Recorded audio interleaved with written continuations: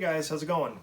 Just thought I would do a quick video on some of the mask stands because a lot of people are always looking for mask stands. I find I get quite a few questions on what I put mine on.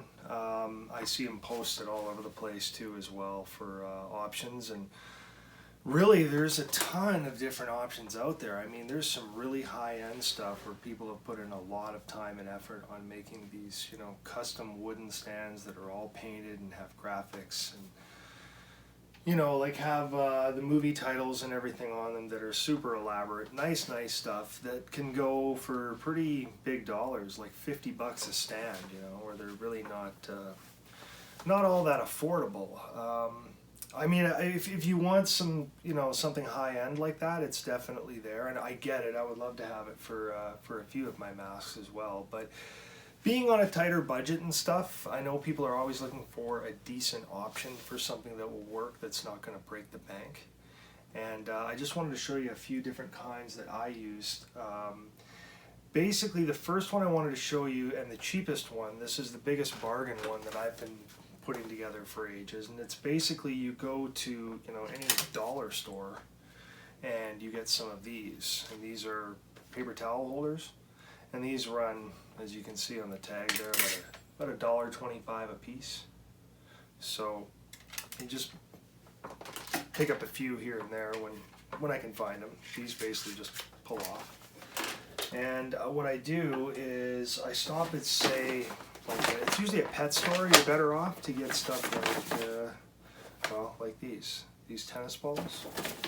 Just for example, they have these kind of little tennis balls for, you know, dogs playing fetch with, and they're fairly thin, but they're only about $1.25 a piece, so they're really cheap. So I mean, altogether, you're in for what, $2.50?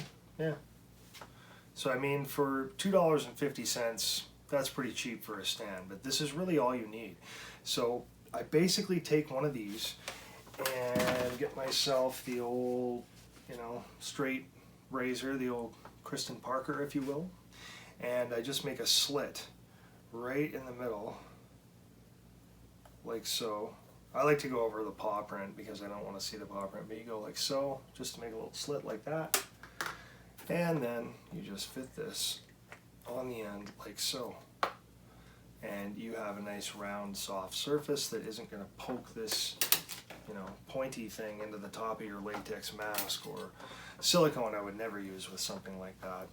With a silicone mask you're going to want even more coverage, honestly. You could get an even bigger ball or something, or you know, what have you. But there are other options for different types of masks as well, but this I found was one of the cheapest. And for the size of these, they are, you know, like this is one right here that I have this Kills mask on. So this is just a standard Spirit Halloween Kills mask. Decent paint job on this one. That's why I picked it up. It was one of the nicest ones I had seen there. It looks pretty good for a stock paint job.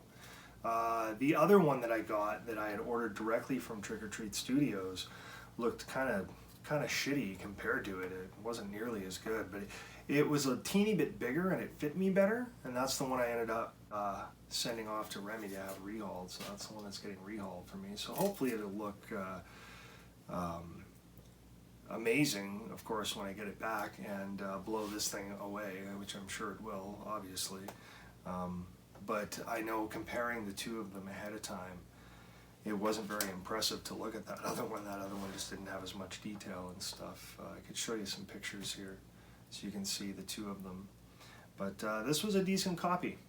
Anyway, I just wanted to keep it so I had sort of a reference of what they looked like when they were, you know, factory painted. But as you can see, this has a tennis ball, of course, at the end of it as well. This one has a Chuck It. This is a brand one, like one of these. These are about $2.50 a piece, and the only reason I have them is because the other ones were sold out. But these ones here are much thicker, so you kind of have to cut for a lot longer to get through them. So that's kind of why I like the other ones. They're just easier to get through. But they do keep the shape of the mask quite well, and they don't leave some, you know, some big pointy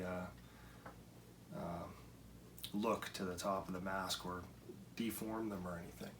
And actually these, some of them, maybe not the kills as much because the neck is quite short on it, but in some cases the bottom of the neck will actually cover the bottom of this thing because it's quite, well, it's fairly short considering. So you can see the H78 behind me there has the same kind of setup, and the neck is covering that one. So it really just depends, but there are a few different kinds. Like, so there's this kind as well, and then you can step it up to one that is a little more sturdy. Like when I couldn't find the really cheap ones, I found these ones. Now this one has this extra backing on it, and it has sort of a tripod, sort of little legs on it, I guess you could say, that makes it really sturdy. So it's a lot stronger. I suppose if I had a heavier mask, this one would work a lot better. And this is about $4.50, $5, so they're a little bit more money. But again, you would do the same thing, you know, just pull off the ball in the end, and you're going to slip that over the end of this like that. Same kind of thing. And you could actually use this as well if you, depending on the shape of the face or the neck, to sort of help hold that in place as well. It's not terrible, but the thing with these are they are a little bit taller. So again, depending on your size of mask, you can see this one is like the next step up. So these ones are a little bit big for some of my shelves. These are not. These will fit quite well. These ones are actually, let's see here. They are, well, they're about 11 inches tall. So about like so. The other ones are only a few inches taller. I